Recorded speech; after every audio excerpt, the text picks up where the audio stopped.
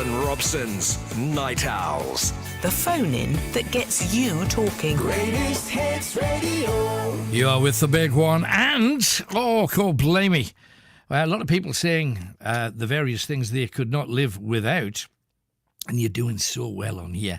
Emma Louise says, I couldn't do without batteries during lockdown. I hope that's for your nasal hair trimmer. And also, Callum, I couldn't live without my family, my 5-year-old son and gorgeous partner. Family is everything, he says. He's not wrong. And Andrew, I thought was quite funny. Lots of people saying it's a government conspiracy. I wonder if they're smoking too much weed in meetings. If they were, it probably would have been better because they'd just say, let's just get on with it.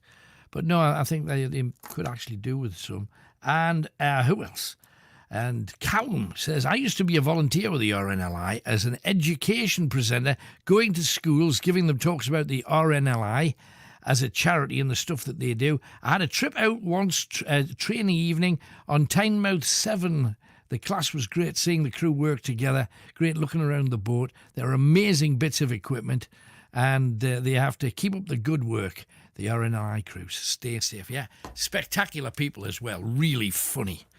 Saying, Alan, just stand there, it's the safest. And then, you've been soaked, are you? They know what they're doing. They know what they're doing, all right. Let's get cracking. Now, we've got the lockdown.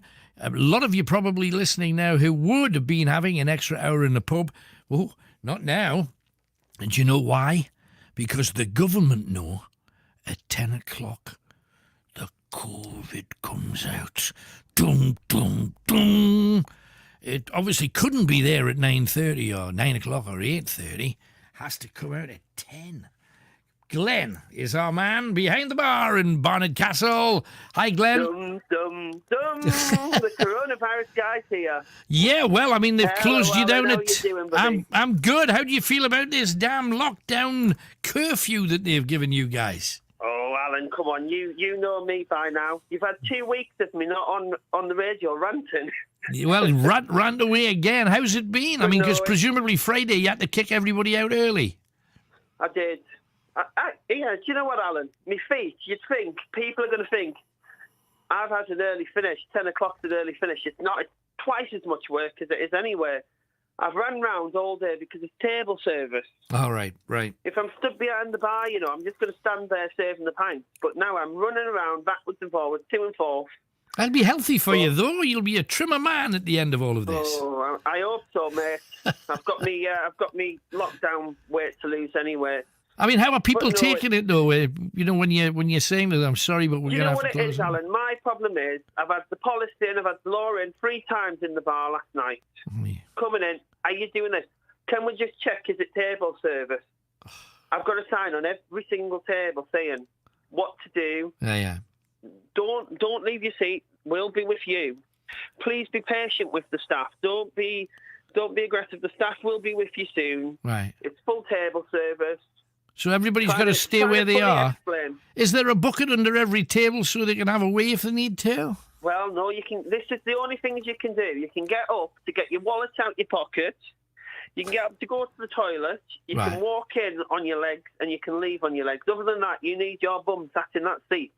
But apparently we're allowed... We're going to run around doing everything for you. Right, but we're allowed still... And I know that the rule of 6 died the second that it came in because... Alan, it never got in. The rule came in on Monday. Right. People don't come out till the Friday. It never got a chance to get going. No, so it kind of was dead by Wednesday, which is like a lot of what the government said. Although I'll tell you, I did go out on Monday with my mate Julie. Yeah. We went to a couple of pubs and there was 12, there was 13, there was 14. I had a bit of a Facebook rant about how many people there were in the pubs. Because I knew... And you mean all together in the pub? I mean, in the same kind of area? Right. Yeah, but I mean, now what we say is, you've got to come in as a group of your household. However, as you know, I've been on before about my granny next door, cooking me food and stuff. I live alone. As I live alone, I'm allowed to connect to a bubble. Right. So I've chosen a family who I'll associate with. So if I go in the pub, I can sit with them. That's not a problem. However, I can't think, all right, they've gone, I'm going to go and sit with the others over the road. Right. It's all about the table hopping and the swappers and the moving the seats around the bar. So it's caused us a lot of problems, and the police came to us 3 times yesterday. Yeah, but Just to check. Thankfully, we did nothing wrong. But if there was a situation where, let's say there was a group of 12 people that wanted to hang out, or there was 2 groups that met when they're out, which is what happens, isn't it? You say, oh, there's Billy and his pals, or there's the girls. So let's say that happened. What they could do is, because people migrate from pub to pub. They don't always just plant themselves for the night. They do the route, they do the crawl, and they could go out of the pub, change the group into a different 6 to a different 6, and go and sit in another pub. Like I've said, people can come in at lunchtime, 12 o'clock, with it could be Joan and Jean with Terry and Anne. They can come in at 6 o'clock. Joan can come in with another 3 people. We don't know who they are. Right. Because we're not going to remember. Mm-hmm. But at the end of the day, if they're going to go swapping pubs, right, that's down to them. That's down to the customers to monitor. We can't monitor that, Alan. It's absolutely impossible. It's interesting. Some of the people... All we can monitor is, at the end of the day, where are the ones that are going to get fined? The bar staff get fined up to £1,000 per bar staff if there's people exceeding. Now, we have, you get these metal tables and chairs out the front of the pub. Mm-hmm. I took them all away. They don't exist at ours no more. Why? We've put benches out because you can only fit a maximum of 6 people on a bench. Right. Otherwise, you I'm not having, because I went to a pub on Monday and it was like a communion. They all had the chairs in a big round circle. Everybody sat there. It was like Kumbaya. All sat there singing a sing-song. It's human nature, but we're getting a few people saying COVID doesn't seem to exist at work, and he's right, because... It doesn't seem to exist where I come from, people go to work. Also, it doesn't exist up here, Alan. The point's been made by Sandra that it's restrictions we've got, not a lockdown. It's kind of like lockdown light as far as I can see, but I understand what she's saying. And other night owls on here are saying, you've got these educational bubbles that you're allowed to have where you're at college or you're at uni. And Alan, what is a bubble? What is a bubble? Well, according to Lauren Grant, my daughter's school bubble is 156 students altogether. Well, that's kind of knocking the six person rule out the window, isn't it? Yeah, I've got families coming in with 10, 12 people saying, oh, yeah, these are my kids, they're my kids, they're my kids. But you're allowed a maximum of 6 anyway, right, without exceptional circumstances. Right. As you know, I live alone, so I can tag on to a family, but you can only stick to your one bubble. How do they know, though? I mean, I know they're enforcing pubs, it seems, more in Barney than anywhere else, because I haven't heard anybody else say we had the law in 3 times in a day. That's because Dominic Cummins came, innit? They're on out of that now. They've just discovered you were there. They didn't know you were there before. Alan, if it wasn't for that Dominic Cummins, nobody knew we were there. We could have got up to whatever we wanted. You could have come and had a good night with us. Could have had a lock-in. We could have had a lock-in. Just shut the door. Come on. Their problem is the night of the lock-in's over. That's a fact. Up in the Dales, there's no lock-in no more. It's sad because that used to be one of the things that you could do, especially in a country pub. It was a perk of the job. You used to say it discreetly. If you're in the hotel, you can drink as much as you want, as long as it's written down and it's not taking cash. Right. It's not breaking the law. It's within the boundaries of the law. Because if you're staying over in a hotel, you're welcome to drink. Now, this is another thing, because... Alan, these restrictions exempt hotel guests. So we've got guests staying in the hotels. They can't have a drink. So what they're going to do? Sit in the bedroom with a couple of telly channels, stuck in a bedroom. No, what are they doing? They're just stuck in a bedroom with nothing to do, nowhere to go. But there's, you see, they're just glad of any trade they can get at the moment, hotels, though, because they're having it as bad as pubs and clubs, aren't they? I mean, we're very lucky. I mean, I'm very grateful. I've had quite a lot of publicity, thankfully, and I'm grateful to it from the amount of times I've been on your show. And a lot of the night owlers have actually come up and met me and everything. Hey. I've got a lot of Prosecco glasses bought for me. I'm always on about the Prosecco. Right. They always bring me a glass. Right. But good. So we're doing all right on the trade front. Good. It's just the fact 10 o'clock last night. It's like you feel like the principal of a school. It's not what you're about being a barman. You're about there creating an atmosphere and a bit of crack. Come on, let's have a laugh. Let's have a drink. It's about the weekend. It's like, sorry, guys, it's 9:30. Last orders, 9:30. Come on, guys, drink up. And go, guys, 9:45. Come on. How did they take it, though? Because it's completely unnatural. They look at you like you're an idiot. And the other problem that we have is they walk into the bar. What do you do when you go in the pub? You walk to the bar, evening. Can you just take a seat, please? I can't serve you till you sit down. Right. Take a seat. I'll sit. And some of the guys went, excuse me. It was literally last night. He went, I think what you mean is, excuse me, good evening, sir. Yeah. What would you like to drink? I said, no, what I mean is, please take a seat and I'll come round and serve you. Yeah. I said, I'm not being a job's worth. It's a requirement. Will you please just take a seat? Because at the end of the day, it's about educating everyone. Do you know what I mean? Nobody knows it. Everybody's like rabbits in headlights. Nobody knows. The law changes from one day to the next. Yeah. And There doesn't seem to be any kind of continuity in things. It's like, No. you want to go on holiday to Portugal? Off you go. Portugal's, oh, no, we've closed it again. What? It's just, the whole thing's just... Yeah, and the whole curfew. I mean, like I say, as you know, Alan, we're a French restaurant. A lot of our produce has to come from France, but there's all the import issues and everything at the minute. So we're having to buy even more locally, but then we can't class it as traditional French. We've got a mixed menu at the minute, which is good because it's varied, caters for everybody. But at least you're open, which is more than a whole batch. Glenn, thank you very much for coming on. Alan, can I just say, though, one thing before I go? Go on, then. Because, you know, my granny said I was saying, always just a cooking for me and everything. Yes. It's the birthday for today. Hey! She'll not be listening, but I'll play it back to her tomorrow. And I just want to say a very, very happy birthday to Janet Hunter, my gran. And she really, really looks after me, and she does everything for me, Alan. That's and I'm really proud of them. Well, happy birthday, Nana. All the best to Nana. There you go. That's Alan, the main thing. I'll speak to you soon. Take care, Glenn. Bye-bye. So there is Glenn in Barnard Castle, our Barney man. And at least he's working now, but it doesn't surprise me that people are a bit paid off with things. Big thanks to Sports Tips, who are glad that I'm here. Thank you very much, Sports Tips. Appreciate it. Lego Man says people are getting annoyed. Even the sheep are fed up. Now, I've noticed this.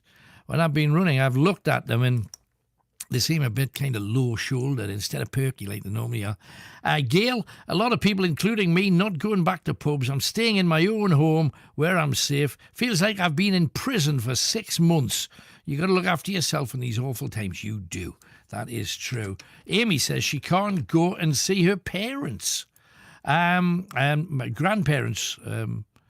I can't go and see my parents, and my kids can't see their grandparents because of the restrictions in the northeast. My mum's been listening to you for years. Margaret Wilson. Hiya, Margaret. Thanks for that. Face coverings was never a good idea in the first place, says Philip. And a lot of people, including Noel Gallagher, and if he says they don't do any good, it must be true. We have no idea whether they're beneficial or not, but at least it makes us feel like we're doing something. Lee says a foster family looking after 7 children, obviously all live in the same household, had gone to the local park and somebody rang the police and a police van and 2 cars turned up. Is that not one of the most disgusting things you've ever heard? Anyway, there you go. Glenn says, thank you, Alan. You're welcome, Glenn. Good to have you with us. Let's crack on. We have Ben, who Michael Jackson briefly sang of, in Wickham. Hi, Ben.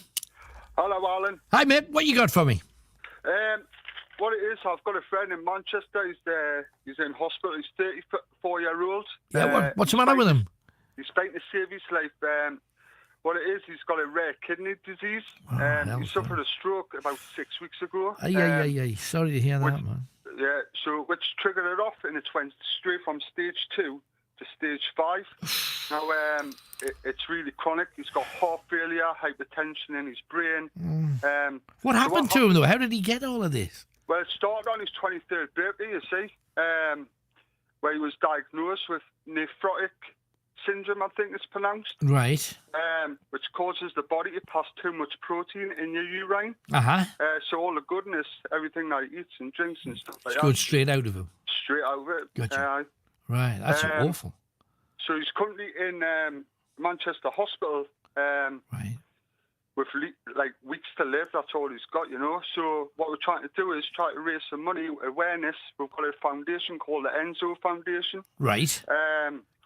Just to raise money to see if we can get him a transplant, because the NHS takes 4 months to do so, and he hasn't got 4 months to wait about, because he's got to get a live donor and stuff like that. So where can people find out more if they want to donate to this then? Well, on Facebook, it's the Enzo Foundation. I'm one of the admins on it. Right.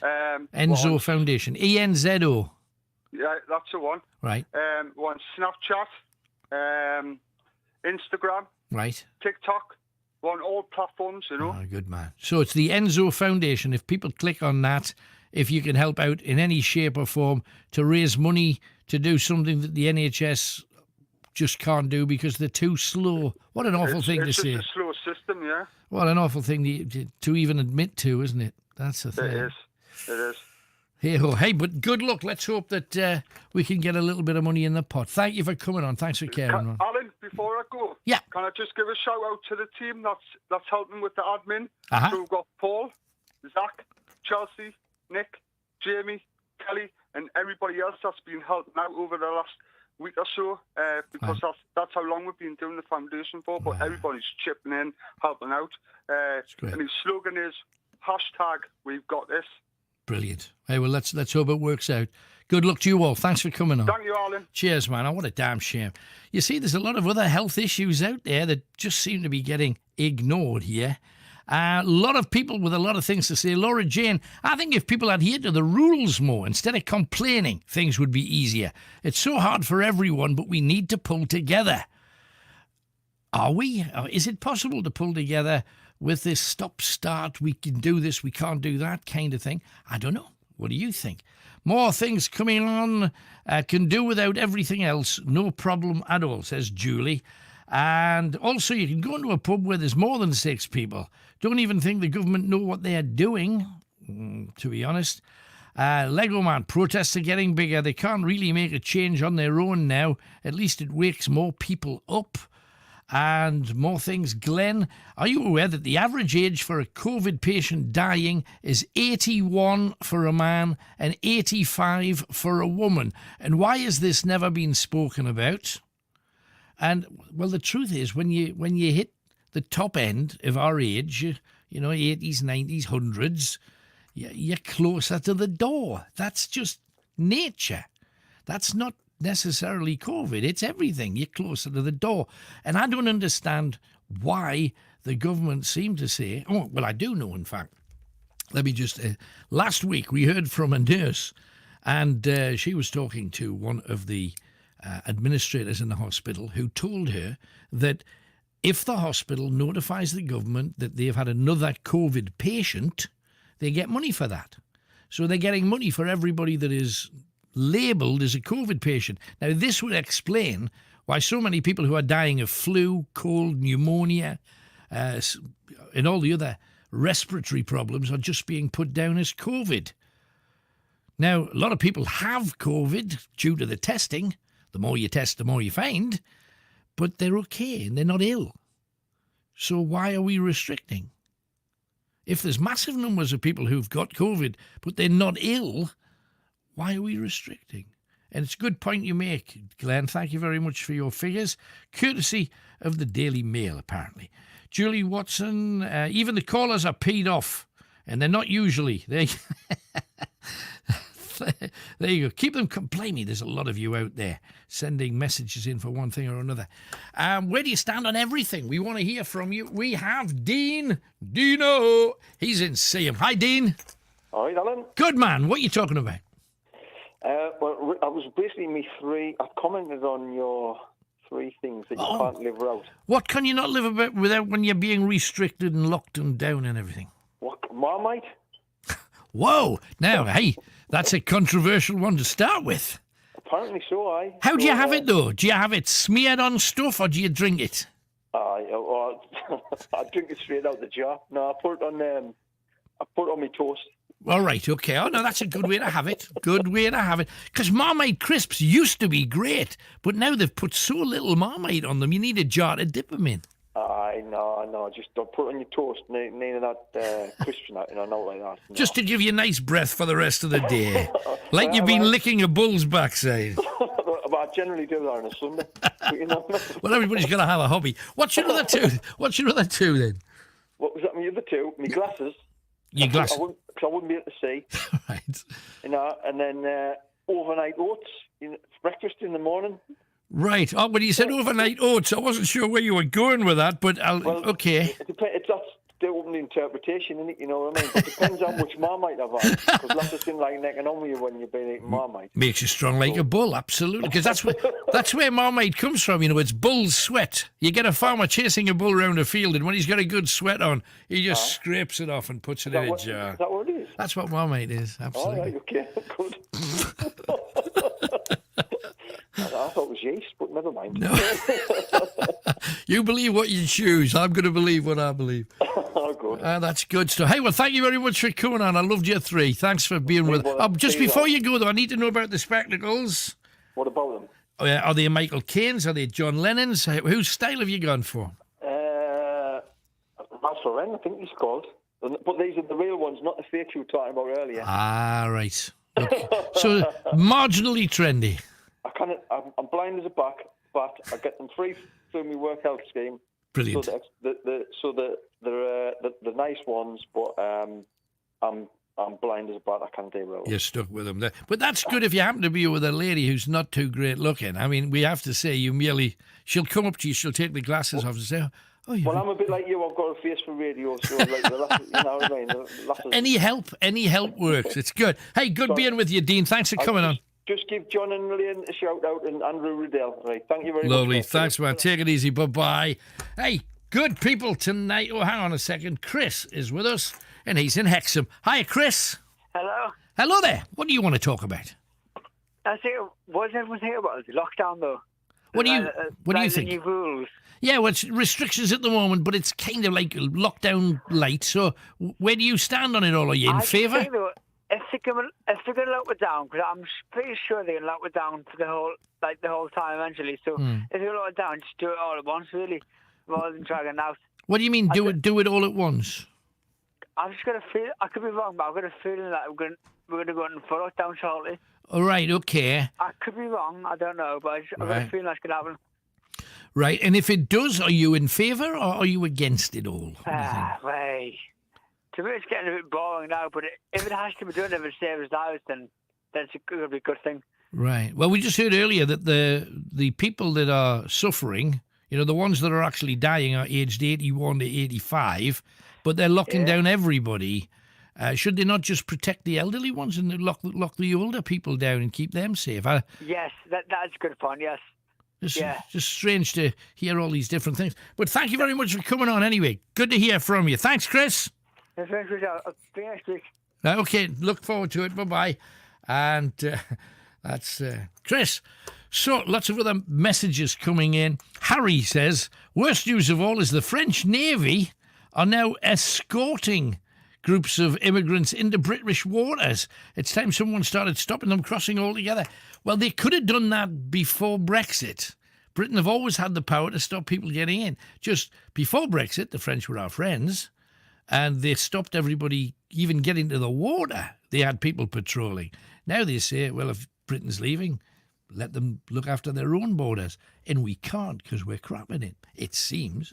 Lego Man, my parents have been arguing, getting upset and that, both taking it too seriously and exaggerating, worrying about another panic buy, paracetamols flying off the shelves. They can't let it get to them.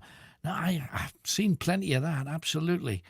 And also, we have people talking about where pregnant women are arrested in their pyjamas. Oh, blimey, there's a bit of that going on. 0191 488 3188. Let's talk stars, celebrities. Can you imagine anything that is more full of testosterone than three ginger men in a room all at the same time? Here's me chatting to the Proclaimers. When you were tiny little Proclaimers, when you were presumably in the same knitted jumpers that your mother would make for both of you, if you can remember those days, what music were you listening to in the house on your mother's radiogram then?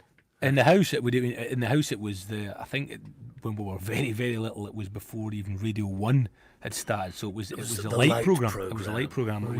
It was anything. I suppose it is everything from the Beatles to Cliff Richard to Roy Orbison to Ken Dodd stuff, Dusty Springfield, I believe Kenny Ball and his Jazzmen, stuff like that was on the radio. Yeah, and the radio was on all the time in our house, so we heard that stuff all the time. Excellent. But did you have a favourite out of it? Because that was what was on. Did you ever get, when you were tiny Skippy, kind of not quite teenagers, but you know that kind of cute as a button kind of thing, when you probably had national health classes? In those days, did you have a little favourite? Did you have like an idol? I can't honestly say I did. I mean, I remember that the first people I really liked who played music were people from like the 1950s. And I started listening. I listened to rock and roll from the age of about 9 or 10, about 10. Yeah. And that's what I did. I like 50s rock and roll. I liked R&B. I like the Beatles, I like the Stones, and I listened to a bit of what was going out at the time. And I'm talking about early 70s. Talking about sort of Slade and Sweet, and that stuff was good. You know, I listen to it now. I listen to it now, and I like it more now than I liked it then. Right. But I can't say that until punk rock happened, I can honestly say I never had a contemporary idol, like a hero. No, but punk happened. Yeah, I did, but not before that.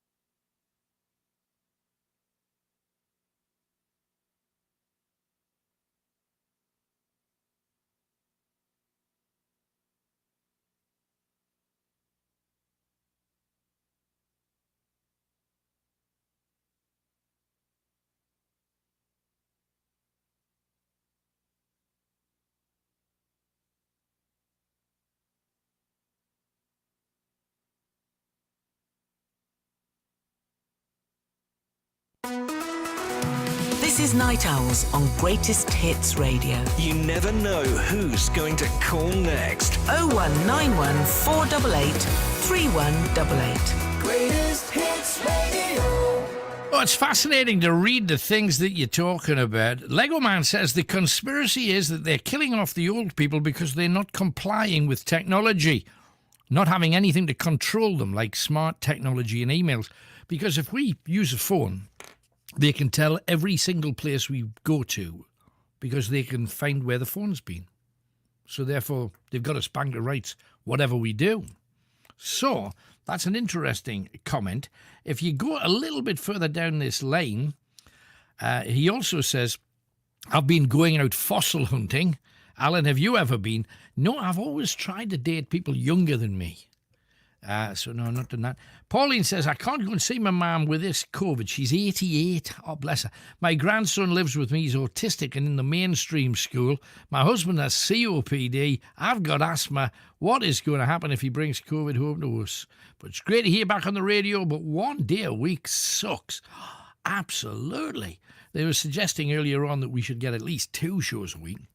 I'd be able to have Lurpak again. You can dream. Maureen says, never listened to you for ages, sort of forgot about Night Owls, but I miss your nightly programme. Hey, so do I. Anyway, let's crack on. We got Mike, who is in Amble. Hello, Mike. How you getting? Thanks for having us back on air. That's a pleasure. What you got for me then, Mike? It's about I'm listening on the Alexa. Uh-huh. Tonight on the Alexa.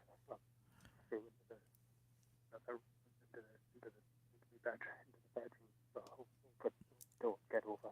Right, no. We're just having a little bit of difficulty hearing you. I don't want you to disturb the house, but if you could just speak a little bit louder, that would help us. I was, as you know, I'm visually impaired, and I did report not so long ago about dating. No, I remember.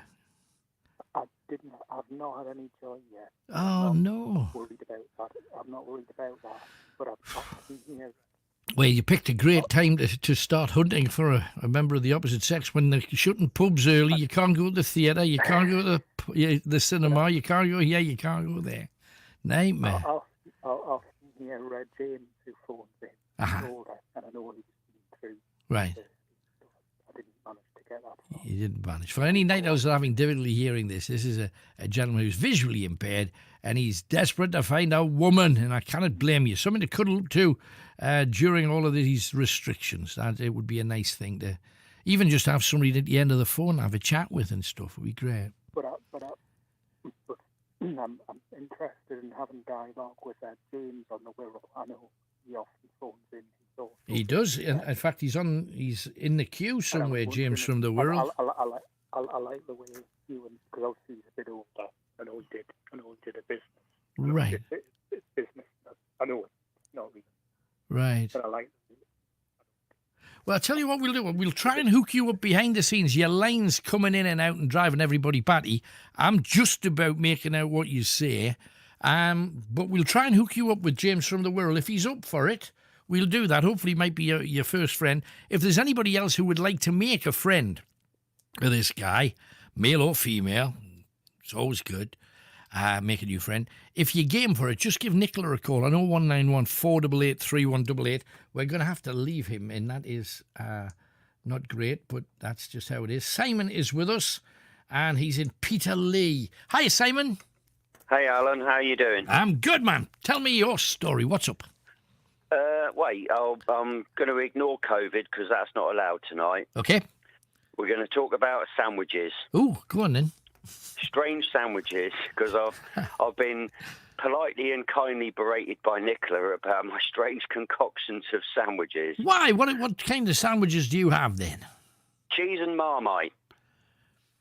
Ooh, yeah. Yeah, that's kind of pushing the envelope just a little bit. Yeah, cheese, Marmite and English mustard as well. That's another good one. Ooh, right. Cheese and marmalade, which is a very good one. And the first time I had that was way back in the 70s. Right. I lived in the back of beyond of rural Dorset, called into me mate's house after school, There was no in the fridge but cheese and marmalade, and we thought, oh, we'll have some of that. Desperation leads you into strange places, doesn't it? And it worked, believe it or not. It was tasty as hell.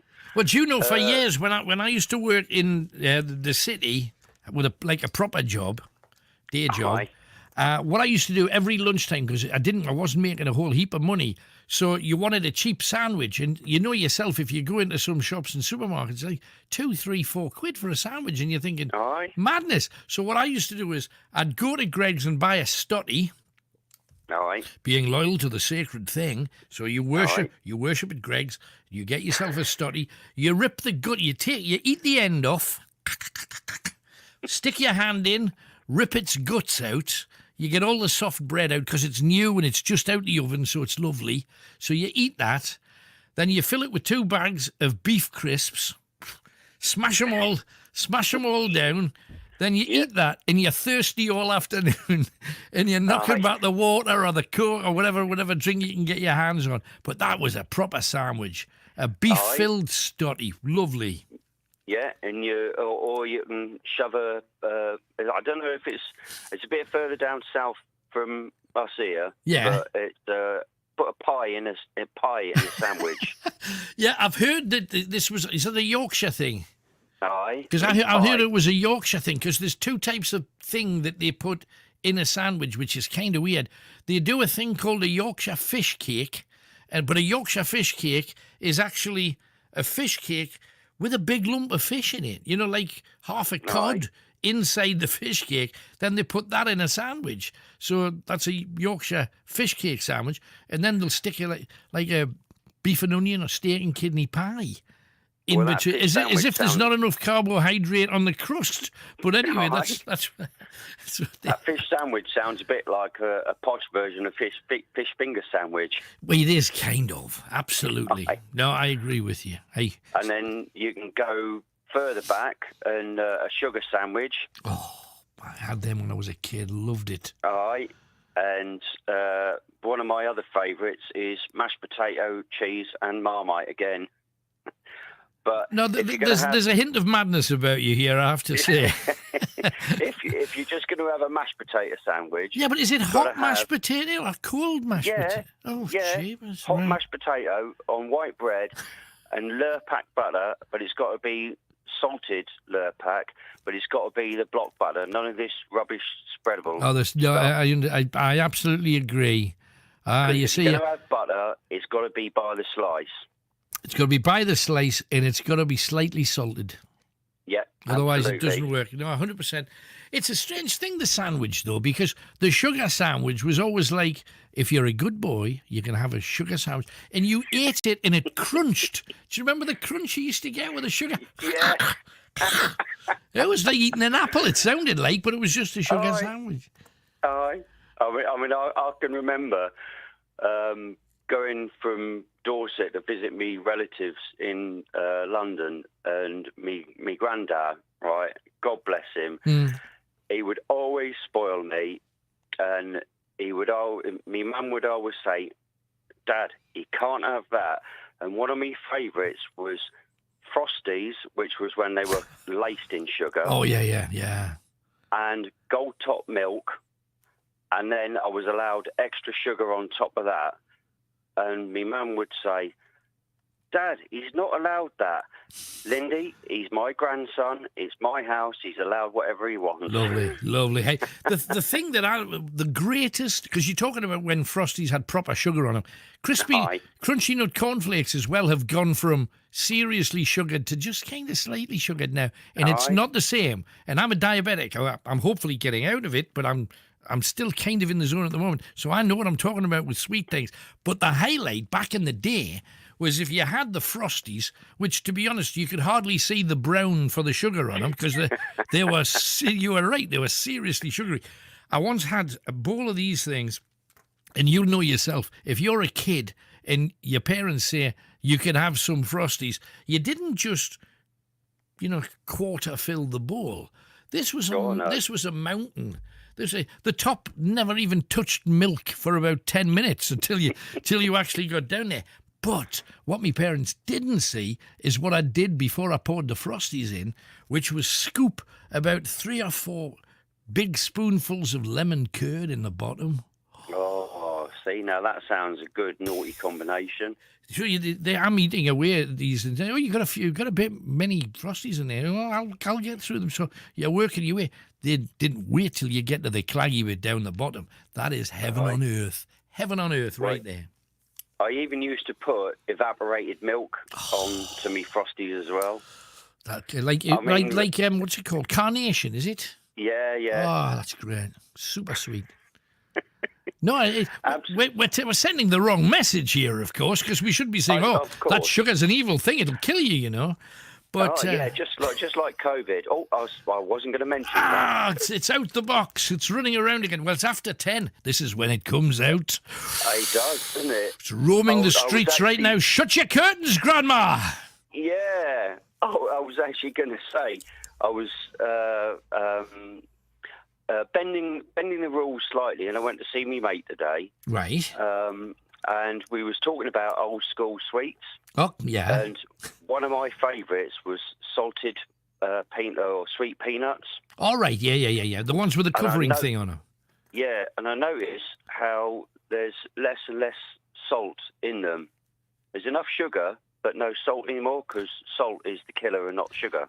Yeah, but the sugar that's in them's fake sugar, because the fake sugar tastes more like sugar than sugar, which is... That's what we're being told. But this is why there was almost a rebellion in Scotland, because they changed the Irn Bru, and then everybody that drank the Irn Bru's going, what the hell's happened here? This doesn't taste like Irn Bru. Then they said, we're putting sweetener in now instead of sugar. It's for your own good. They basically just said 2 sets of 2 fingers, and within about a month they went back to full sugar. And yes, there's low-fat stuff as well, but the real McCoy tastes like the real McCoy again, you know. I remember, it was pre-lockdown, so it was this year, in my local shop, they were actually selling, because, bars do Irn Bru. Yes, they do. Uh-huh. And it was in the old glass bottles, and on the label it said, the old new Irn Bru recipe. So it was actually gone back to the original Irn Bru recipe. Yeah. That would work. Alison's just come on and talking. You know, she has trumped your condensed milk on cereal. Go on then. Condensed milk on cereal. Blimey, that's going to be a heavy spoon to lift, isn't it? With that kind of claggy milk. And that kind of milk, if you put that in your mouth, you can hear your teeth rotting. It's good on Weetabix as well, but you've got to crush the Weetabix up. I always thought that Weetabix is like licking the bottom of a rabbit's cage. You know, who in their right mind? That in the other one, not shredded wheat. Shredded wheat is the other one. Now that's evil. Shredded wheat are evil. What's that about? Who eats that? I'm presuming sheep. Maybe they use it for cattle. I've got no idea, but it certainly wasn't made for a human being. Not at all. Yeah. That is the one cereal that I absolutely detest. Doesn't make any sense. Usually in porridge till the cows come home, but shredded wheat, nah, mate. I can't get away with the whole muesli thing. It's every now and then you catch a raisin or a peanut. I think, what's a peanut in cereal? What's that about? We'll have them crunched up in a crunchy nut, but not as an actual peanut. So is that not the bottom of a rabbit's cage as well, then? Yeah, kind of. I'm sorry, but I'm picky. Anything else while you're on then, Sames? Can you remember golden nuggets?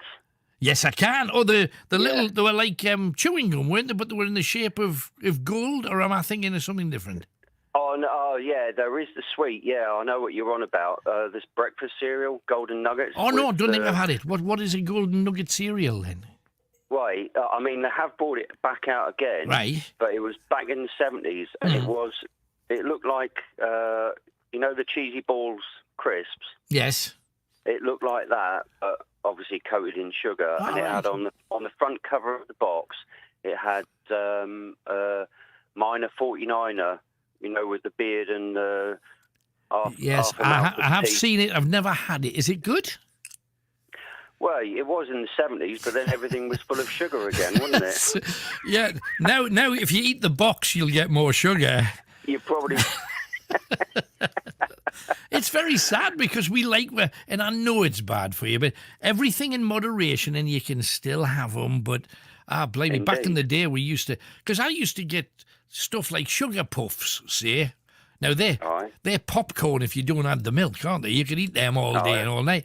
But if you had them with milk, I used to put spoons full of sugar on top of any cereal that I had. Why? Because you could. Simple as that. You just did. And now we're not allowed to do anything anymore. No, you got to obey. We must obey. We're turning into the Hunger Games. Have you learned how to fire a bow and arrow yet? Oh, I did that. I used to make my own when I lived in deepest, darkest Dorset, mate. Oh, well, you're going to have to start making them again.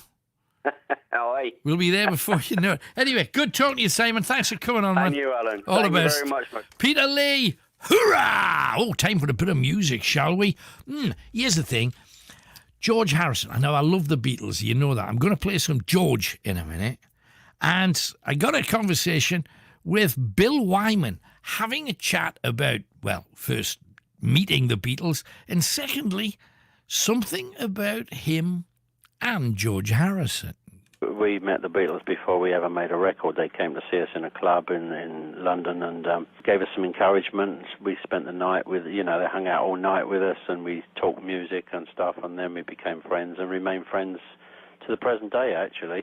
And I asked George to play on a track for me, to do an overdub, and he was very, very sweet and very nice. He said, but you got two of the best guitarists in the world, Albert Lee and Martin Taylor, the jazz guitarist. Why do you want me on the album? And so I said, but George, I want your sound. He said, but I only do one song. I can only do one note. So humble, And I said, George, that's the note we want. So he said, yeah, of course I'll do it. And he was like halfway through his own album, so I sent the tapes over and he did a nice job on them. And then he wrote me a lovely letter back, which I treasure.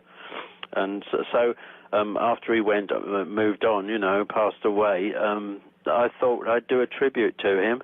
We both got confused with each other, particularly in the 70s, early 80s. Fans used to confuse us. We were confused by photos in the newspapers or magazines and things.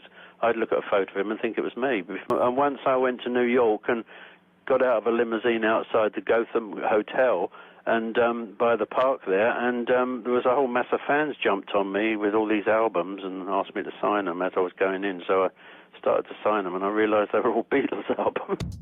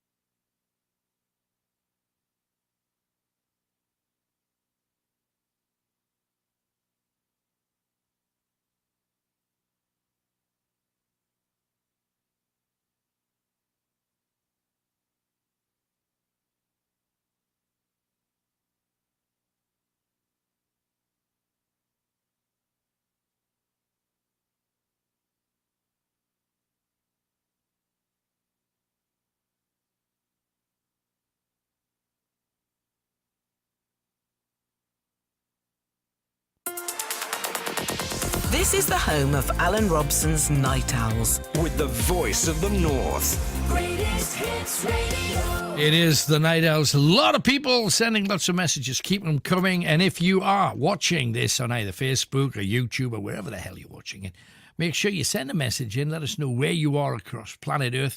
We'll try and give you a mention. Or if you want to ring in, we'd love that. 0191 488 3188. Or +44. Then knock the 0 off and then do the thing. Okay? That will work very nicely. Somebody on here just wanted to say vajazzle, thinking it was a very cool word. Hey, when I say a vajazzle, my face always lights up. Anyway, 0191 488 3188. Let me talk to Chris, who's in Peterlee. Hi, Chris. All right, Alan. Good, man. What are you talking about tonight? Corona. Everybody's heart sank. What's your view on it then? Well, I just want to go through the questions first. You've asked 3 things you can't live without. Okay. The first one is food, Yeah. water, oxygen. Food, water, and oxygen. Can't live without them. Yeah, it'll be basic, but you'll get through. Yeah. Fair enough. So this corona thing, right? Hmm. I've been looking into it a long time. Right. I've come to a conclusion. Oh, right. So the conclusion is it doesn't need this new COVID-19 thing that they tell us about doesn't actually exist. It doesn't exist. No, Right. There is no COVID. There is coronavirus. Right. It's been noted for thousands of years, actually. Right. The cold flu. That is the coronavirus. Right. SARS, by the technical name, apparently. Right. I'm no doctor. I've got no medical experience, but I research people who have. Most of them have been banned from mainstream. Right. For saying what they think, which doesn't go with what the Yeah, for seeing things that's an alternative view to the government. That's what you're saying. Yeah, that's right. So the other thing is there's people being shielding for God knows how long now. Scared witless. They're scared to leave the homes. Yeah, it's true. You know, I mean, them people must be in a state of devastation. I was talking to a guy called Josh who does deliveries for one of the big supermarkets, and he says he's got at least 24 people on his round, and this is just one guy, and these people are elderly, and they literally have not left the house since all of this thing started. They've never been out. And that's a horrific thing, because that is literally imprisoning people, is what that is. Well, look at it from my point of view, where I don't even think that the virus exists. Right. Like I say, I know corona exists, but the COVID-19 doesn't. But how do you then justify when we've had people on here saying, oh, I had this horrible thing, I lost my taste, I was really ill, I was on my back for 2 weeks. And I mean, people have suffered numerous health problems. People have lost members of their family, and that has been put down to being COVID. Whether you believe it or whether you don't, that's what the doctors are putting on there. Why would a doctor write down that it was COVID if it wasn't? If it was old age, or if it was, somebody's getting on in years and they've got a whole raft of inherent chest problems. I can answer that question very specifically and very clearly for you, Alan. Do? Actually. Well, the World Health Organization has told them to, okay, and they've really got no choice. Right. If they refuse, they get sacked, and there's been a lot of them getting sacked. And then these are the ones that's speaking out, and then they get deleted from the internet. Right. So what else can they do? This is just going to plough forward, and it's going to be at least 2025 before this even starts to change, in my opinion. Now, this is interesting because there was a reporter from the Guardian newspaper. Now, I have to admit, I'm not a big Guardian reader, but somebody sent this to me, this clip, and he basically said that he was in Europe. He's the Guardian reporter for everything that happens in Europe. He flies to wherever something's happening, and he reports and writes a report back for the paper. And he was saying he can't believe the difference between how Europe's dealing with corona, and the numbers are off the charts across Germany, Belgium, Holland, France. The more people got COVID now than they did at the peak. I mean, and that's a horrific number. But their presidents, Macron, Merkel, and the rest of them, have said, we've got to learn to live with this, so we're just going to get on with it. We asked people to be careful for themselves, look after themselves and their family, don't take any chances, wear a mask if you're in areas where there's a lot of people.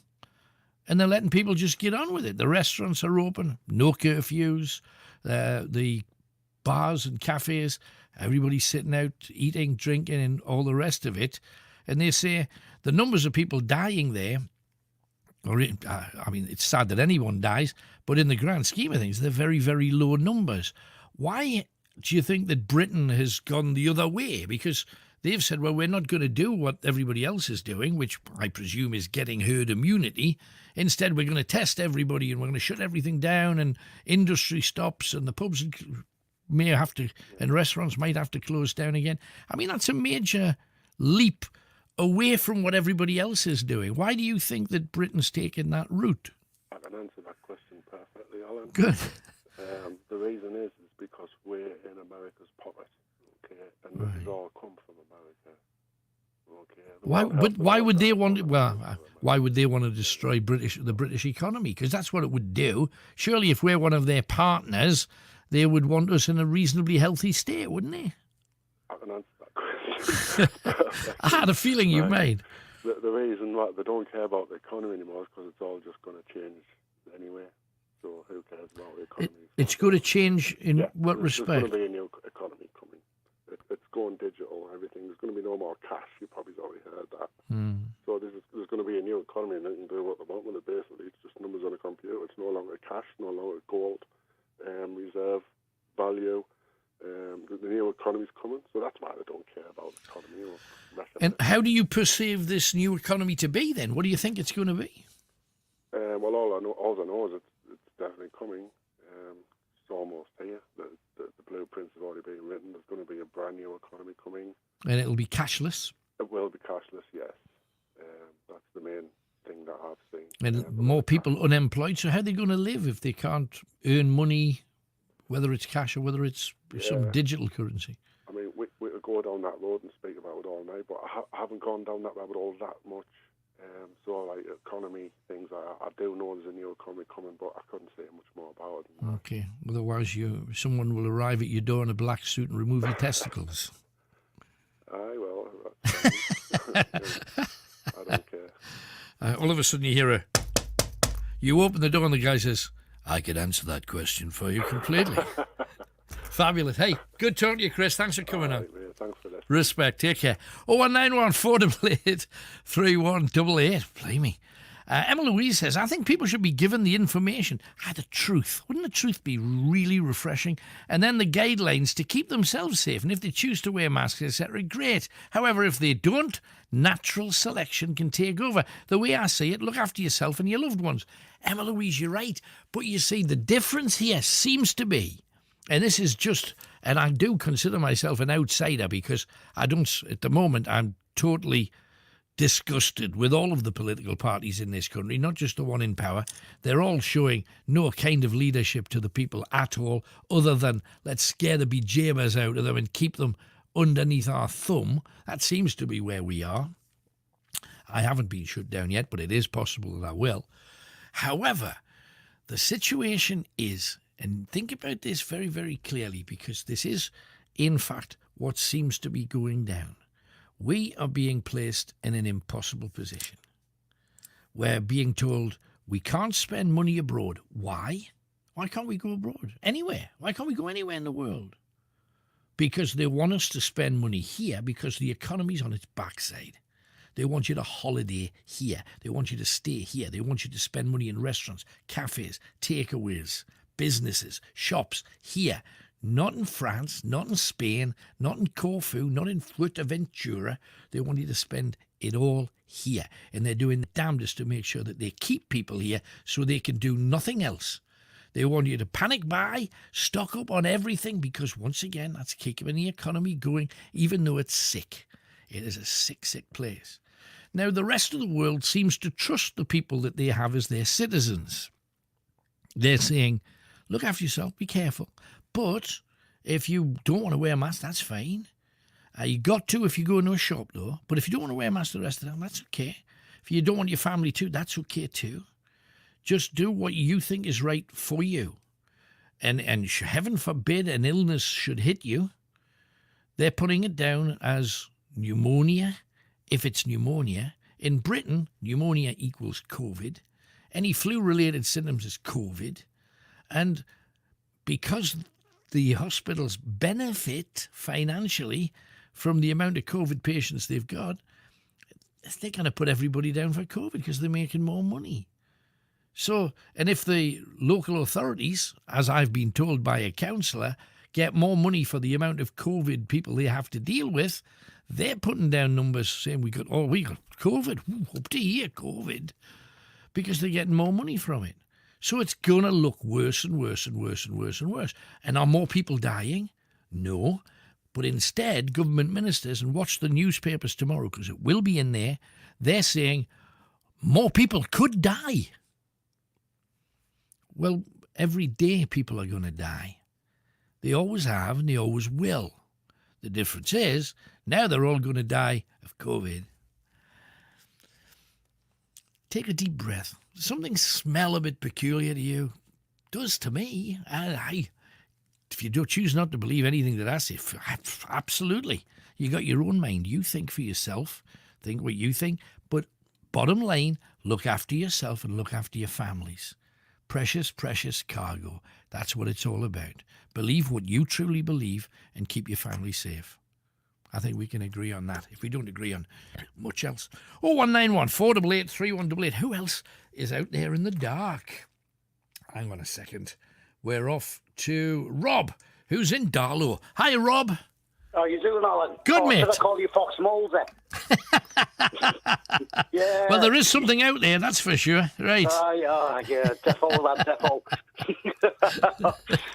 No, I thought I was watching the X-Files there, you know. we just need the music to kick in any time soon. So what you got for me anyway? Come on, tell me everything. Well, I'll tell you what.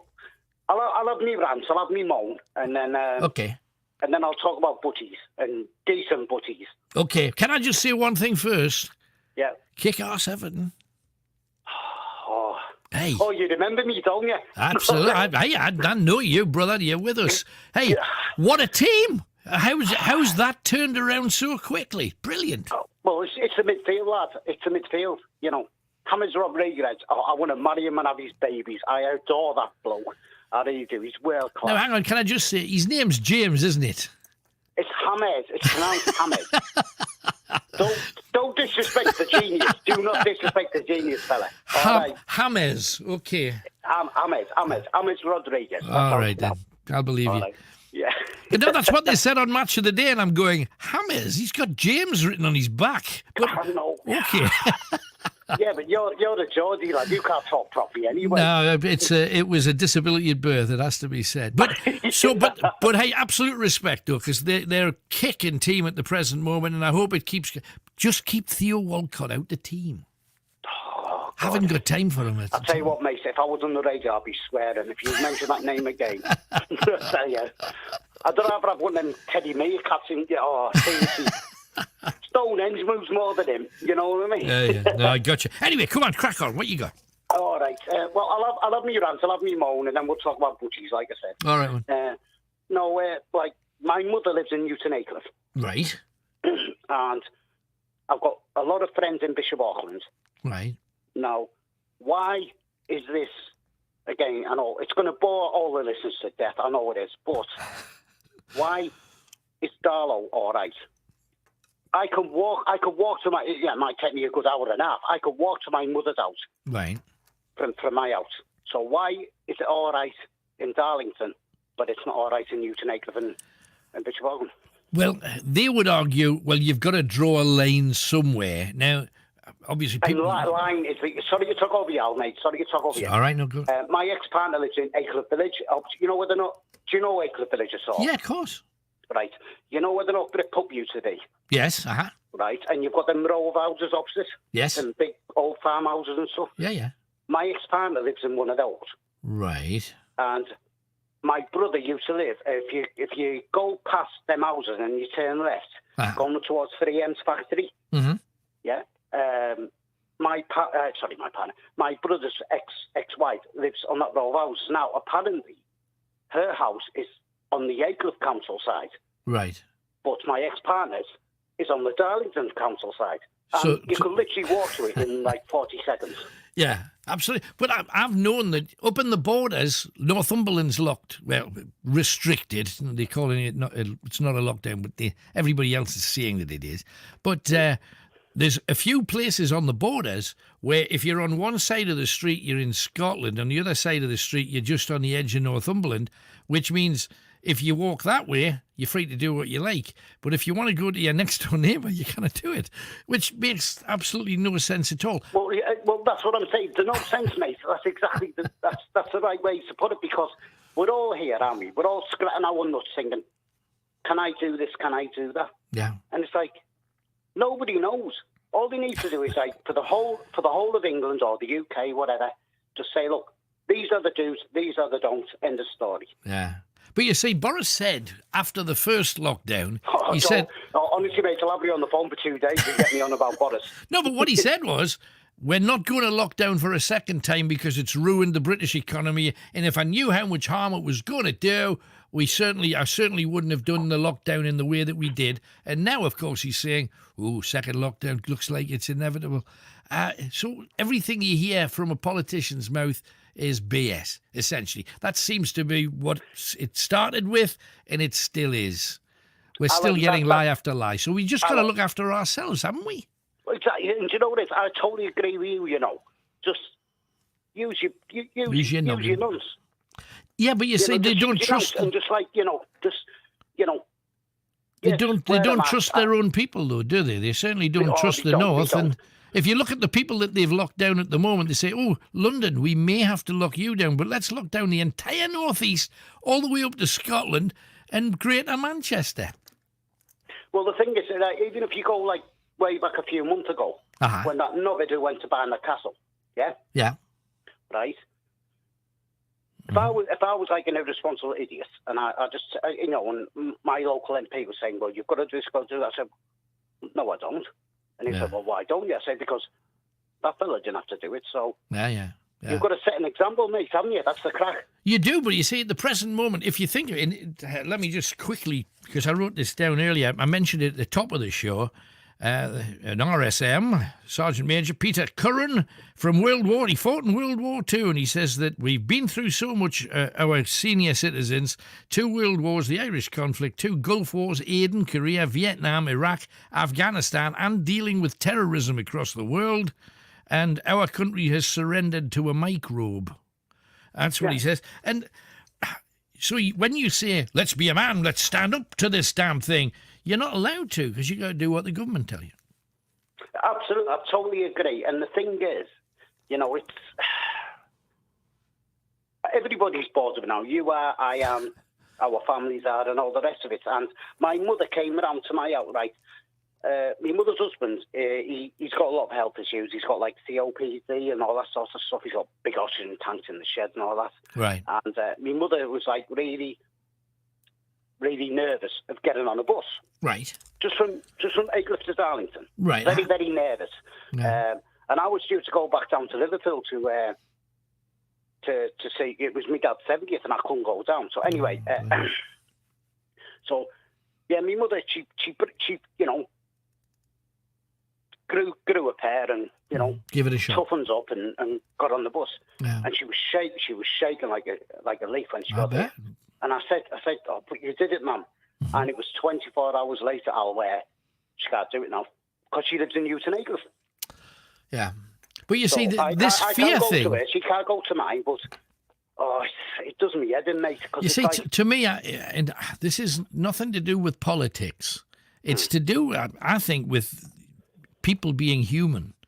If you have a population that is older, and we do now, whether you like it or not, top end, where the older people are the majority now, and they're kind of weighing heavy, and they're the ones that are most at risk, the over 80-year-olds, as we heard earlier on. What you don't do is scare the pants off these people and keep them living in terror. You reassure them. You have a bedside manner. You say, hey, look, the vast majority of people are going to be absolutely fine. This is a nasty thing going round, but we'll get through it. But they don't do that. They say, you're over 80. You're the main thing that this COVID's going to get. You could die. Whoa, just weird it back in a bit. Yes, it's a nasty thing. It's like saying, if you think about it, you could argue, because there's more people died of flu, you could say, hey, flu takes a lot of older people out. Could be you if you're an old person. Nobody's ever done that in the history of the world. You know, nobody said that. You just say, look after yourself, eat well, keep yourself nice and warm. But you don't say, you're going to die, and then make everybody terrified. Yeah. If you meet anybody or you open your door, you're going to die. Yeah. You know, you get on a bus, you're in trouble. You don't do that, do you? No. No, you know, why are they doing it for this then? You know, it's just, it defies common sense, in my opinion. But then again, hey, the world has defied common sense as long as I can remember it, and I don't think it's going to change. Tell me about your sandwiches. Come on, get your buddies out. Oh, me buddies, right. I remember, because I've always had family in this area anyway. Right. And you were on about Greg's, weren't you, and the Stotties? Yes. Oh, I used to love, they used to do, and they were big, they were all like £1 or something, they were like cheap as chips, weren't they? They were, absolutely. And they used to like a big Stotty, egg mayo, with two streaky bacon crispy strips on the top. Oh, that's all right, isn't it? Oh, that is a boss sandwich, isn't it? It is, no, absolutely. Oh, I used to scran them all the time. Oh, hell's teeth, I could do with a bacon sandwich again. This is just, because bacon, even just this, that was the one thing, because I tried to be a veggie for a while, and I lasted about 5.5. When you say a while, how long are you talking? 5.5, 6 months.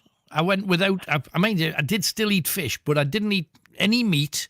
And then I was out with a few pals, and they went into one of these greasy spoons, and they all came out with huge bacon sandwiches, and it was just the smell of it. That was the end of me. I've been a meat eater ever since. Can't help myself. The smell of that just, it took me feet off the ground. I just had to follow it into the shop. Hey, yeah, mate. If I didn't have meat for like 5 or 6 months, I'll be just cutting my fingers off and putting that in the pussy, mate. I'll be just cracking on. I'll be like, you know, that film where the plane crashed in the mountains. I'll be just eating pieces of them, man. I'll be going mad. But no, yeah. So there was that one. There was. Hang on, I'm just making a note here. Evertonians want to eat men's buttocks. Okay, it's a strange thing, but I'll write it down for posterity. Yeah, so yeah, mate, I'll go anywhere above the feet. I don't like feet. They look horrible. Yeah, you don't want anywhere the bony bits. I understand that. It's fair enough. And then the mid-torso, you know, the big groin bit, that's a bit iffy as well. I won't go that bad. But no, yeah, the other one is, the guy was on about the Marmite stuff and that. Yeah. And I was talking to Nicola earlier on. And I've been eating Marmite and peanut butter. Right. In bread. Oh, hell. For... Blooming heck, about 15, 17 years. Yeah? Yeah, oh yeah, I've been doing way before this new thing came out. And then when I walked into Murray's one day and there was peanut butter, Marmite peanut butter. I thought, oh, great. Oh, it's crap. It's sloppy. It's just horrible. So avoid that, mate, if you like Marmite. Yeah, I do like Marmite. I've seen it in the shops, and I've always managed... avoid it, mate. Just get a jar of Marmite and get a jar of Sunpat and just crack on and do it yourself. Mix the two together. That makes sense. Okay. Yeah. Yeah, because it's not like, I mean, Sunpat, it's like quite stiff and stodgy, isn't it? Yeah, no, absolutely. Yeah. Yeah, the Marmite peanut butter, it's quite greasy and sloppy. It's not great. Yeah, because the times that I've had peanut butter, it's always been kind of sticking to the roof of your mouthy kind of... I can't cope with that at all. Yeah. You get bits in your teeth and that, don't you? But, yeah. But it sounds a pound anyway. No. But anyway, what was I going to say? Yeah, but one of my... There's a lot of things you do that gets bits in your teeth, but you put up with it, let's face it. But anyway, let's crack on. Well, it's called age, mate. Holes everywhere and that, you know. But yeah, I've got more holes than a bloody sieve in my mouth. But anyway, mashed potato. Yeah. Is a great filling for a butty. Now, you see, somebody said that earlier on, and he said that it had to be... I heard them out. I heard them. It had to be hot mashed potato, which is kind of... No. Cold mash. Cold mash, yes. Call me a scruff. I don't give a rat. Call me a scruff. Because what it is, when I love mashed potato. I'm not into jackets or boiled, but I love. I want so much butter in. It's creamy. It's nice. Yeah.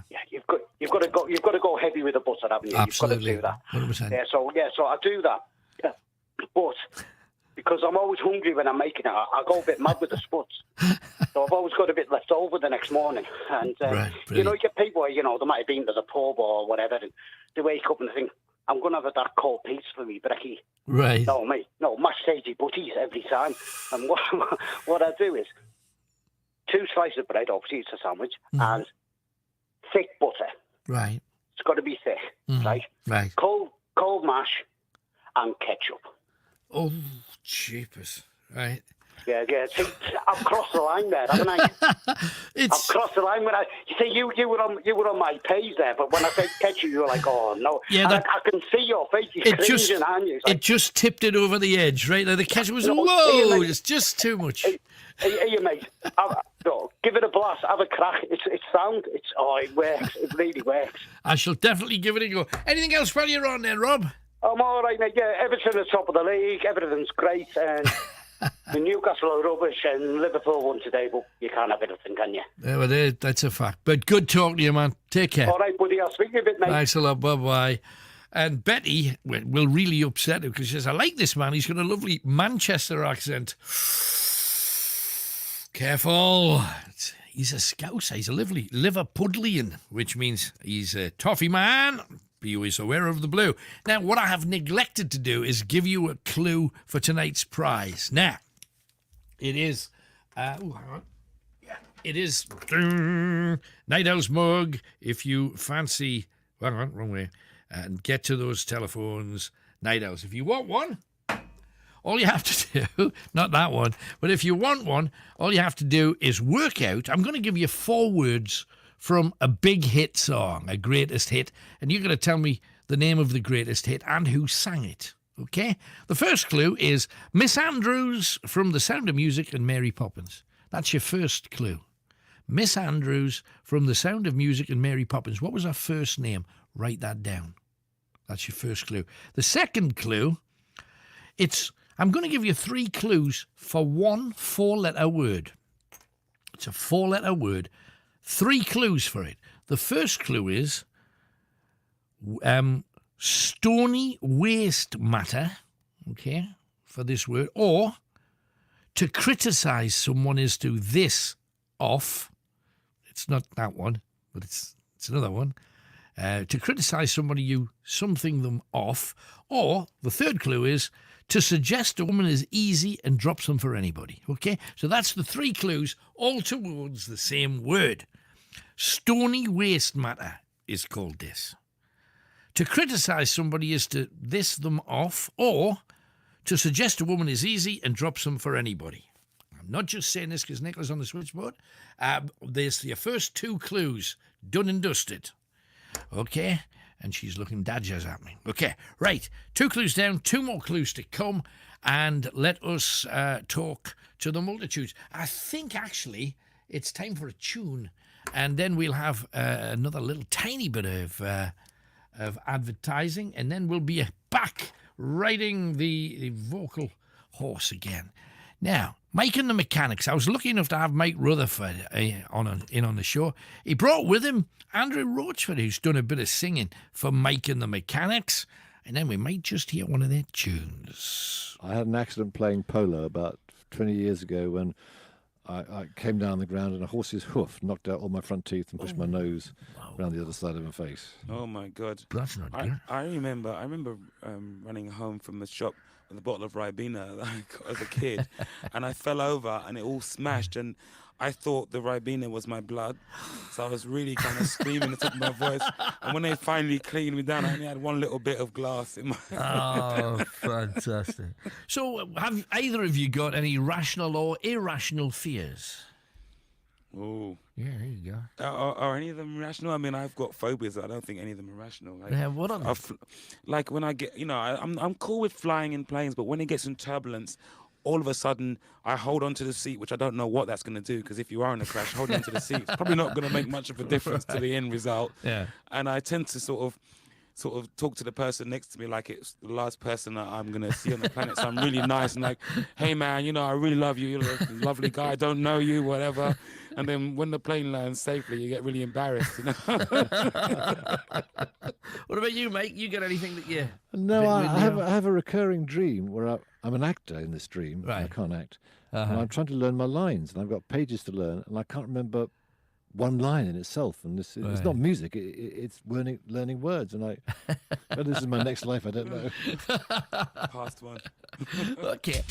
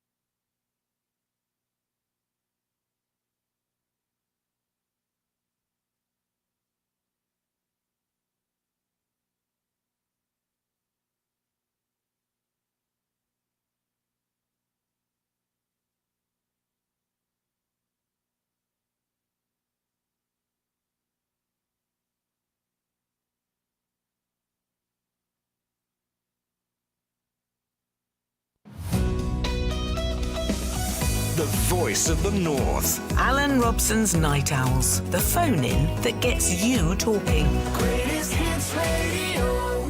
And a big thank you to DJ Trig, who says, great to hear your voice, Alan, sitting lying in bed listening to your show. Great as always. Thank you very much, Topper. And we've had an awful lot of messages that I have not replied to yet, starting with Kirsty Wilson, who just wants to have a shout out for Jordan, 21 today, from Jarrah. Love the show, make his day, happy to do it. Tony, taxi driver, this is another nail in the coffin for the taxi trade. Newcastle's a ghost town by 10:30 and very quiet before that. It's a joke, but not a very funny one. Chris Black, the three things he wants. This is Chris the truck. My three things are tea, my family, and Greg's Stotties. Has to be Greg's. The others aren't the same. And I hope they keep selling them because they only came back a few weeks ago after the first lockdown. Also, I put an offer in on a little flat. Hopefully find out tomorrow if it's accepted. I'm super excited. Brilliant. William, viruses have been trying to kill us off since the start of the millennium. And he sent a picture. Let me have a look at it, see what it is. It's all black, but I don't know whether that's ironic. Oh, no, here it is. Gotcha. Fear Strikes, 2000, yak. Year 2K is going to destroy everything. 2001, anthrax is going to kill us all. 2002, the West Nile virus is going to kill us all. 2003, SARS is going to kill us all. 2005, bird flu is going to kill us all. 2006, E. coli is going to kill us all. 2008, financial collapse. 2009, swine flu. 2012, the Mayan calendar predicts the world ending. 2013, North Korea's going to war. 2014, Ebola virus. 2015, ISIS is going to kill us all. 2016, Zika virus. 2020, coronavirus. The truth is, fear is going to kill you. Turn off the TV and wash your hands. How about that? Let's talk to Jill in Wallsend. Hello, Jill. Hiya, hiya. Hello, darling. I'm a tad nervous, so you'll have to understand. Oh, well, that's all right. No worries. What can we do for you, sweetheart? Right. Back in, well, I hope you can remember, but back in 2005... Yes. Those happy days when I was merely a child. Uh-huh. Well, so we both were. 2005, you were at Beamish Hotel. Yes. And you were in a haunted place. Yes, absolutely. And... I'll tell you what, you spent all night. In fact, you spent more than you were past 2 o'clock. Uh-huh. It went on to 3 o'clock, I believe. Yeah, but hey, we never told anybody, and not one single boss brought it to anybody's attention. We just realised we were there and stuff was happening, so we thought, just crack on. So we did. Yeah. We did overdo it a bit. Certainly did. But I mean, I'm sorry I couldn't listen to the whole programme up until that time, but I did have it on tape. And I believe it was on a Thursday night when it happened. It was. So, and I was off work on the Friday, and I was listening to the tape while I was busy washing dishes, as you do. Mm-hmm. And I couldn't believe the note. I mean, because it was when you were doing like a chant. Yes. Uh-huh. And everyone had to have a candle in front of them. Yes, and a mirror. Close their eyes, yeah. And you had a chant, and where you left a space in between so everyone could repeat the words. Yes, exactly. Yeah. And when I was listening to it back, obviously at the beginning, there's just fresh air, you know, because.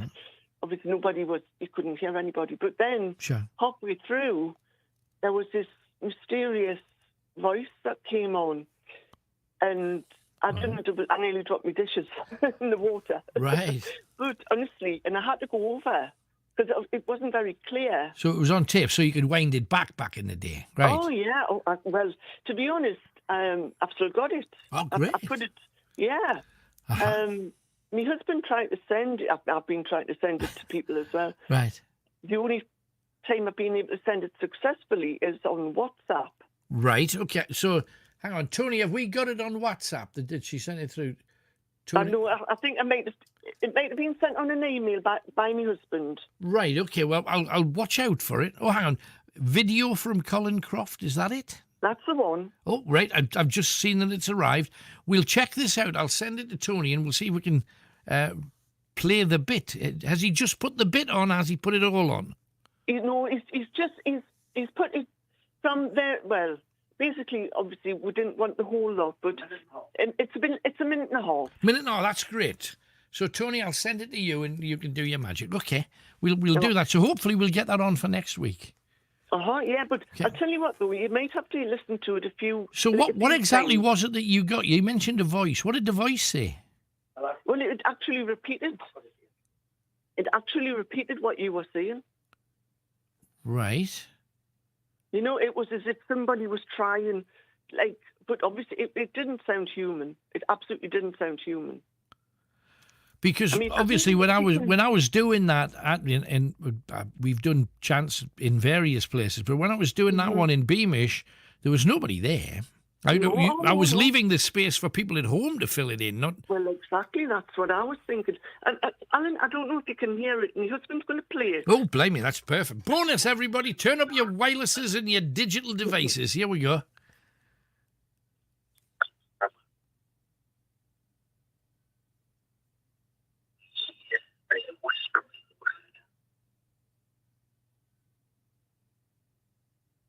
Feel the gentle, airy touch.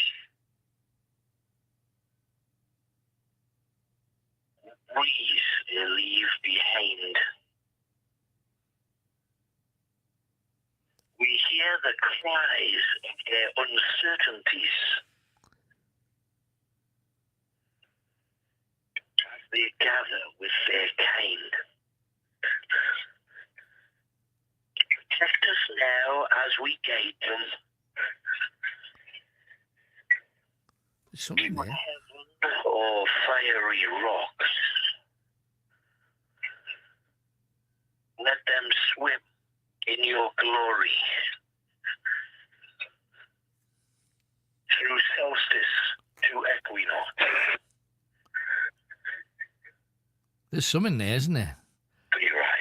We're not making it out terribly clearly, but we can. But what we'll do is we'll have a jiggle with this in the studio. Thanks to Colin for sending it. Next week we'll have that. Neil. No, I tell you, it's good. We got somebody with a bit of technical thing. That's cool. That's brilliant. So hey, thank you very much for that. Glad to have you with us. Anything else then, Jill? No, that's okay, but I'll tell you what, I've missed you. I really have. Blame me. Me too, babe. Me too. I tell you. But, like I say, you probably have to listen to it a few times. Right. No, but even just over the telephone, which has got to be like third or fourth hand, it was. I could still hear that there was something going on there. So we'll have a listen to see exactly what we can make it out, and if we can enhance it in any way, we will do. Lovely. Exactly. Thank you, Jill. That's great. But bless and keep up the good work. Excellent. I'll do me darndest. Thanks, love. Take care. Bye-bye. And thanks to Colin in the background. I heard him doing all of his little playing for us, which was great. Excellent. Craig wants a shout-out of any kind. My son's school in Cramlington have just closed all of Key Stage 1 year groups, nursery reception years 1 and 2, so it's back to homeschooling and working full-time tomorrow as a single dad. Mr. Daddy is back, which sounds a lot stranger when I say that to adults than when my kids call me it. Mr. Daddy. You just want titles to make yourself feel big and strong and super butch. And, don't forget, tomorrow, incidentally, the podcast is out. Every Monday there is a podcast now from 12 noon. Tomorrow, it's all about the Witch Queen. It starts with criminal pasts. Then there's a Grizzly Tales podcast, then the real-life story of the Witch Queen, and the location of the only witch house left in the northeast of England. So if you want to find out about that kind of stuff, tomorrow, 12 noon, Alan Robson's Grizzly Tales from wherever you get your podcasts from. That'll do it. We're 2 clues in, already told you. Miss Andrews from The Sound of Music and Mary Poppins, what's her first name? And a 4-letter word that has 3 clues to it. And the answer is always still the same. Story, stony waste matter. To criticise someone is to this them off, or to suggest a woman is easy and drop some for anybody. There you go. 2, well, 4 clues then, but 2 technically. 2 more to come, and then you've got to identify the song that the 4 words come from. Sounds horrifically difficult. Actually isn't. And Mark says, sounds like a national lockdown again. The pub should do what they used to do years ago. Open through the day till 3, then close. Then open back up at 7 and close again at 11. Then between 3 and 7, they could use that time for a deep clean. Public transport, 6 till 7. Cafes, 11 till 4. Restaurants, 6 till 11. It's just the rules change every 20 minutes. It's just irritating now. Chris said, COVID was bad for a lot of people, and while I understand why we had to do it, I think Boris rushed to get out of it. In my opinion, we came out too early. What doesn't help are all these clear-as-mud rules. For example, 6 people could go on a club-organised cycle ride. But if me and 5 of my mates, and yes, I do have 5 mates, want to go for a bike ride together, it's not allowed. Or you can go and sit indoors in the pub, eat, drink and be merry and not need a face covering. But if you go into a shop, you have to wear a mask. It's all mad. We should just crack on and give it the old British stiff upper lip. There you go. And Easter, stick a massive shout out to me crazy mother who's 80 years young the day after. 12, so we're just there. She's a little belter and I love her to bits. There you go. All the best. And let's crack on. We have Arthur, and he is in Blythe. Hi, Arthur. Good morning. Morning to you, sir. What you got for us all? Well, just what you've been talking about there, apart from the fact that I'll be 72 next week and live alone. Right. And you've been playing ghosts with me, you know. Just to make you feel as if you weren't frightened enough in this day and age. I'll have to go to bed with the light on. Nah, you'll manage, I'm sure. I've never done that since I was a kid. Right, I've got to be honest with you. I believe in this about as much as I believe in the Tooth Fairy and Santa Claus. So how are you coping, though? Because technically, right from the very beginning, you've been the target for most of this. Well, my son often reminds me of my age and tells me I'm in a high-risk group. So I think he thinks that now I'm in my 70s, he probably thinks I'll forget how old I am, you know? Right. And there's 3 or 4 of us, I'm not going to say where we sit. Sure. So sit together and we'll probably be arrested in one. And we just chat, yeah. I'm afraid I'm a smoker, so we smoke and chat and gossip. But do the others feel as you do, that there's no truth to this? One is a little bit wary. The other 3 couldn't give a monkey. So it's, I think as you get older, okay, it's partly because they're saying, well, a week today I've had 72 years on this earth, and I've had a good canny life, I've had an interesting life. Good. And I've lived in many parts of the country, which is why I made the mistake of phoning up with the answer to the quiz questions. Alison told me, no, you wait till the end. And I said, I've done it. Good lad. It's only the second week I've listened to you. Hey, well, thanks for ringing and second time round. My question to you, though, is with everything on television, and if you watch TV even for a day, any channel, especially any news channel, they are completely following what the government do. They're not questioning anything. This is how it is. We're not going to veer from this at all. They're not giving you any room to question what they're doing. They're telling you this is a terrible thing. There's all these people got it. We need everybody to be tested. We're going to come up with some kind of vaccine. Everybody will have to take it. And you must do what we tell you. You walk down the street on the right, you come back up on the left, don't mix, you wear your mask. It's really. But they're giving you nowhere to go. Why do you feel that it's all made up then? Because everybody seems to be taking it terribly, terribly serious. Confusing, isn't it? I was in a shopping centre last week and there's this big notice as you go in saying, please walk on the left while you're walking in the centre. Yeah. Now, how can I translate that? I've racked my brains over this. I know there's much more to it than just a silly virus. Sure. When it first started, I thought it was Brexit. They're going to do it out of Brexit because you'll get our vote to leave and never regretted it. And I thought they were going to chicken out of it. Yeah, by saying, well, because of this horrible thing, we need to keep in with the people in Europe to protect our country, da-dee-da. Then I wondered how the rest of the world would be involved, because they are. And I know people in Ghana who And one lady just came back about a week ago. She's been over there for nearly 6 months. Her family have got a big store there. Right.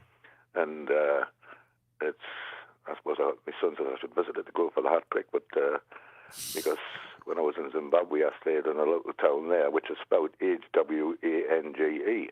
Right. But it's not pronounced Hwange, believe me. I can believe it. Right. And the place I lived in, and I went down to that's why I'm out of touch with the shows that used to be my favourite for it at night. I went down to Hertfordshire first and then up to the Orkney Islands for many years. Whoa, right. And in Orkney, of course, I lived in the place which, even though it's a place name, I can't mention it on your show. Are you just picking places that have dangerous names just so you can live there? That's pretty cool. Well, the third one, I wouldn't have known if it hadn't been for my son, because this lady, her store is in a city called Ajo. Right. No, that meant nothing to me until my son explained it to me. He said, you might as well go for the hat trick there. And of course, with the village, and by the time we moved back into Stromness, and then my stepson came up, he's a big duck. Everybody likes him, he's a great lad, huge. And immediately made me drive him out to the road sign so he could stand underneath it and get his photo taken with a silly grin on his face.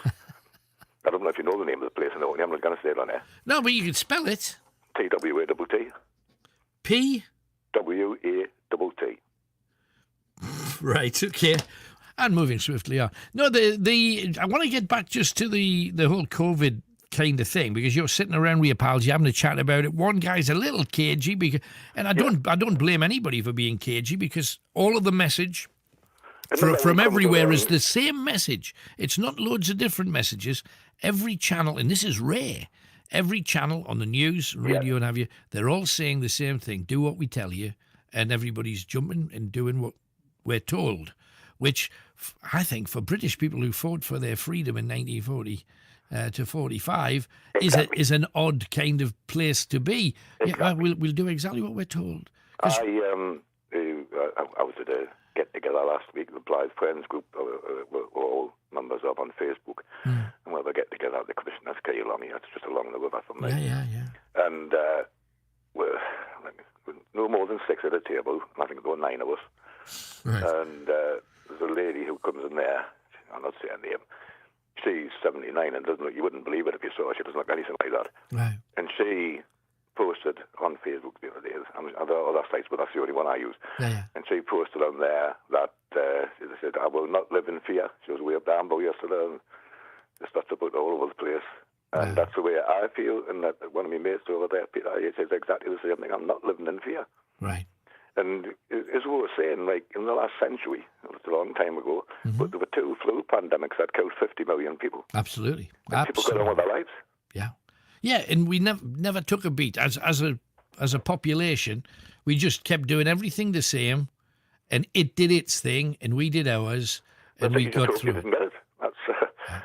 I don't think I'll get this virus because I don't think it exists. Right. So do you have any clue as to why the whole world? Because if it was just Britain, you'd think, well, there's a lot of stuff in the papers that maybe the government wants to hide, so let's create this horrible thing so that everybody talks about that instead of the fact that we're cutting this or that. Because if we, and I'm saying if, not when, if we leave the EU, I'm pretty certain that whole organisation will collapse. Right. And that could lead to all kinds of mischief. Yeah, but it's that wouldn't bother America or Brazil or the other places where they're suffering this kind of the problems with COVID, or every other country is using it to regain control of their people. That's exactly what I was going to say next. It's just an opinion. I'm not privy to the mechanical workings of the brains of the leaders of other countries. Sometimes I find it hard to get mine working. But I am quite certain that there's jumped at a chance, because I've got friends in Zimbabwe, Ghana, and I know they've both been in virtual lockdown. Right. In the big cities, anyhow. I don't know about it in the country. I don't know the geography well enough. Sure. And Canada, I've got friends in Canada, Australia. But do they feel the same, or well, we're just frightened because of this terrible thing? Because there's many people who are genuinely scared. They completely believe everything they've been told. Oh, yeah, there's an elderly lady, just because she's older than me. Is that how you work out what elderly is? Anything that's like 5 years older than you, got to be elderly. She's actually about 15, and not many people can say they're 15 years older than me. Right. And I'm even older than Paddy McD, you know. Right. That's all, bless him. I don't even know Paddy. That's good, lad. Yeah, I've met him a few times. And I used to listen to his show every night. Right. And as I say, I couldn't do that up in Orkney because when I first went up there was no internet in the 80s. Right, sure. And what was it like living up there? Because I've been to Orkney, and it's a beautiful place. I had a thoroughly good 3 or 4 days up there, yet I felt if I'd had 6 or 7, I'd probably be just about touching everything I could have done, if you know what I mean. In Orkney? Yeah. Yeah, I was up there 4 years ago with Jan, who hadn't been there before. Right. And yeah, we saw just about everything in the world to see. I took out the Scarab Way. What made you want to stay there then? It was just job. Right. I worked in hotels. And, I couldn't settle in the south of England, to be honest with you. Right. And my late wife knew that. And had she not become ill, I'd probably still be phoning you from Orkney now because right, nice. I didn't imagine ever leaving the place. Right. I like the way of life.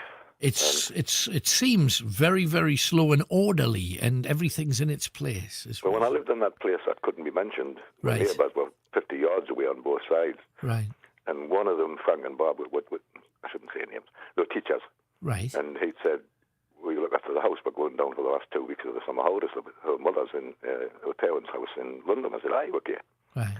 So I mean, their wife obviously wasn't late then, and she reminded me. So I went up to see him on the night. I said, "You're away tomorrow, aren't you, Frank?" He said, "Aye." I said, "You still want me to look after the house?" And he said, "Aye, can you not do it?" I said, "Well, of course I can do it, but you haven't given me any keys." And he looked at me in amazement and said, "Keys? We're only going away for 2 weeks." Oh, wow. How good is that? And that's special, isn't it? Gee. And the neighbour on the other side can't be mentioned because my surname is Bosworth, which comes from Market Bosworth in the Midlands. Right. Unless one of my ancestors was killed in the battle. He's like, he wouldn't have been fighting, he was just going to complain about the noise. And said my neighbour on the other side was Mr. William, that word, and his farm was that word, and of course he was in that parish. Right. So his full address involved him saying that word 3 times. I used to ask him how he ever managed to order anything on the phone. And his son, because William's the same age as me, a month younger than me, he'll be 72 in October. Right. And his son, William, who's in his 40s, has changed his name by deed poll to what? Right. The initial T-off, because that place has been there 300 years, you see, long before it was a swear word. No, absolutely. But I've got the Orkney phone book, and there are 5 families with that surname. Now, I'm not going to say the island's full of... No, but you know what I'm saying.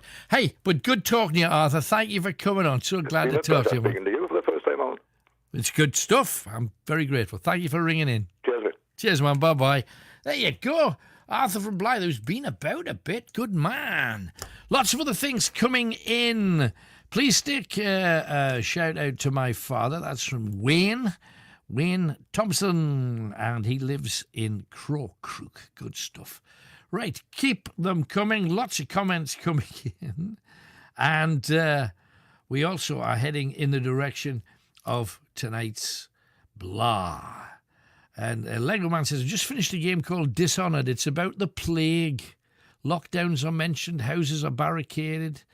It's bizarre how truth and our present situation is copying what many people said would happen over about 12, 13 years ago. Interesting that we are now in that predicament. Or should we just do what the hell we can and enjoy ourselves as much as possible? Anyway, going to give you a little piece of music where we say goodbye to all of you guys watching on Facebook and YouTube. We're going to continue until 2 o'clock. We got the blah coming, but before that, it's a bit of Queen, for heaven's sake.